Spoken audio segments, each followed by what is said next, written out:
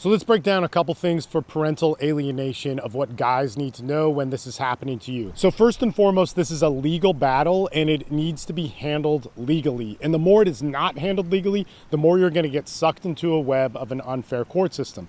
First and foremost, if you're a guy watching this, which is most of the people who get my advice is men, you need to understand that this courtroom or this court system is stacked against you and you need to do it right. You can win, especially if you're starting from the beginning. You can absolutely win. You can get custody. You can prove parental alienation in most states, and we're going to get to that, but you need to do it right from the beginning. If you've already made mistakes, you need to start defending those things, reversing those things, and it's really hard. It's going to zap your resources and take away all your money. So in most states, in most counties across the United States, we have attorneys who are unprepared and unequipped to deal with parental alienation. They wouldn't know how to do it. They've never been in front of a judge to prove it. They don't know the laws around it. And this is why you should look at this book. It is called Litigating Parental Alienation. It is very, very expensive, but it's going to be worth its weight in gold.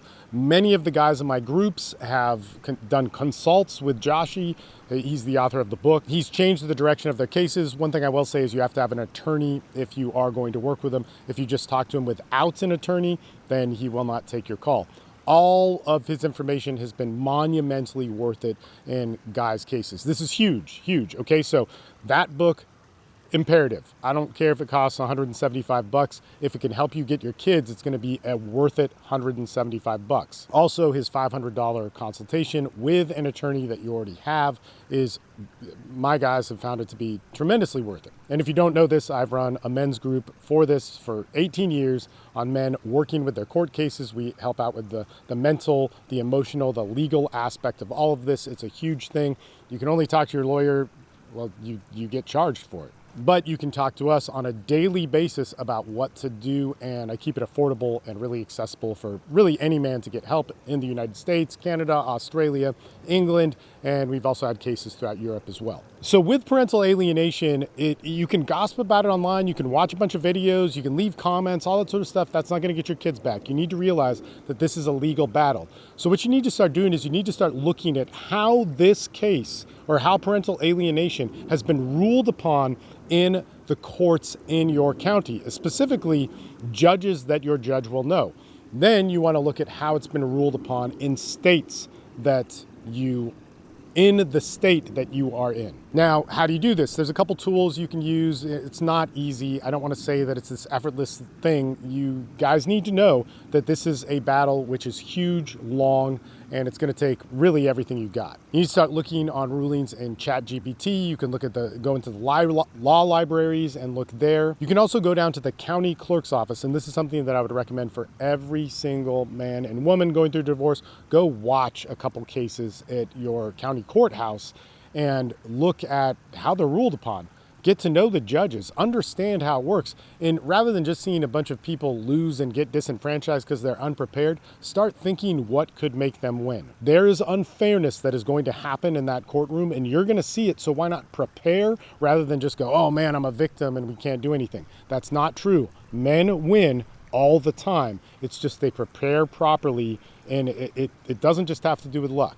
So part of parental alienation is you need to show that this is harming the child, that a partner or a parent is working within a court order. Hopefully there's already a temporary court order or a parenting plan put out there. And this parent is willfully choosing not to partake in it, and it is psychologically damaging the child. It is teaching that child to not have to listen to a parent, to have distrust in a different parent, to dislike or hate the other parent. Now, if we're going to prove that there's psychological damage, we also need to have cases where this has been recognized in a courtroom. And there's actually two roads for this, and I talk about them all the time. Please watch my other videos on this. So as we look for other court cases, that is going to show that another judge in that state or county, better in a county, has ruled that alienation is causing psychological damage to this child. Another thing which is going to be super helpful, this is the second thing, in that is that you get forensic psych evaluations done on yourself, on your child, and on your ex. Now, in order to do this is pretty difficult, it gets expensive, and everything in here costs money, which brings up a whole nother issue of stuff, but there's videos on that as well. Please watch them. A forensic psych eval is going to be worth its weight in gold once again if it can prove your point that there is mental illness happening to that child and there is mental illness that is inflicting this abuse of parental alienation. Now, another thing you need to know about a forensic psych eval is that more than likely it needs to be court ordered, so there will have to be a hearing before that, and in that hearing we have to produce evidence that can get that. So if we want this forensic psych eval, which is going to work, and it's better than text messages or witness testimony or these other things or videotapes or recordings, or oftentimes it's better than that, then we need to know how we need to get it. So we need to be able to prove that there's a reason to get this, and that is going to take a hearing. This also could be expensive, but if you're already going to a hearing, man, get evidence that's going to help out in your next hearing that's going to work in your favor. This is how court cases are structured, and it's all crazy, and it pisses everybody off, but you need to understand this. So if we can get a court-ordered forensic psych eval, man, that is going to help us out big time. Why? Because whatever the results are in that are going to determine whatever decision the judge makes, or they're going to be a huge determining factor in whatever decision that judge makes in the next hearing. You want this to happen. There's actually another thing in this, and this is the GAL, the guardian ad litem. Now in Texas, guardian ad litems are free, but in other states they do cost money. This is also important. Guardian ad litems also may work as social workers, or they might integrate a social worker into their work. It could tie things up. Many people don't like this because it's involving a third party, and it's like, I'm the parent, I get to do whatever.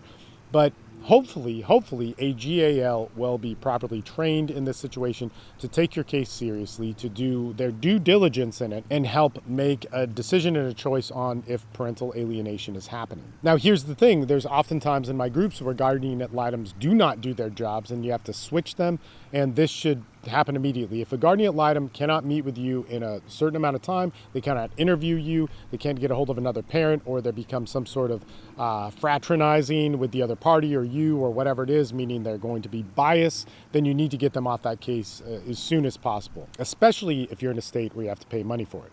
So all this stuff is very, very complicated. I get it. And it follows an order, and there's so many different moving parts. Like if I checklist them, it makes sense to me. It makes sense to guys in my group. It makes sense to people who've worked it.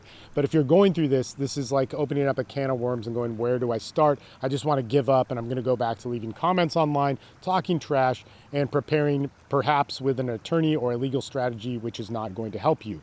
This you want to stop immediately. What I want you to do, if you're going through this and you want guidance on parental alienation, I want you to spend under $100 to join my groups and communities that will help guide you through this. This is for 1 month. In that 1 month, you have 32 hours of calls that you can access. You probably only need about 6 or 7 hours of calls with the guys to go through this, and myself to go through this and what's going on in your case, and for you to take the necessary steps. I do not offer a done-for-you service of you just, hey, here's your legal form and here's what you got and you're good to go. No, you're going to have to do a lot of work, but you need guidance on that, and you need strength, and you need backing. I also know if you're going through this, you're going through a tremendous amount of mental stress, which you have probably never dealt with in your life, and we're going to help you with that too in a big way. The links for that are all in my bio or in the video show notes down below. There's a direct me link, direct.me/Steve Maeda. You can get my groups there. You can also look at other free resources that I have. And you can look at the TikTok channel, which has a bunch of stuff. You can look at the YouTube channel, which has a bunch of stuff. You can go to my Instagram and read my daily meditations, which is a bunch of stuff. There's a whole bunch of stuff that comes from 18 years of working with men on problems like this, or PTSD, or addiction, or sexual issues, or the many different things that men have in our modern culture, because that has literally been my job. I do my job every day. I've done it every single day for 18 years, and I think I'm going to keep doing it in the future. Thanks for watching. Talk to you guys soon.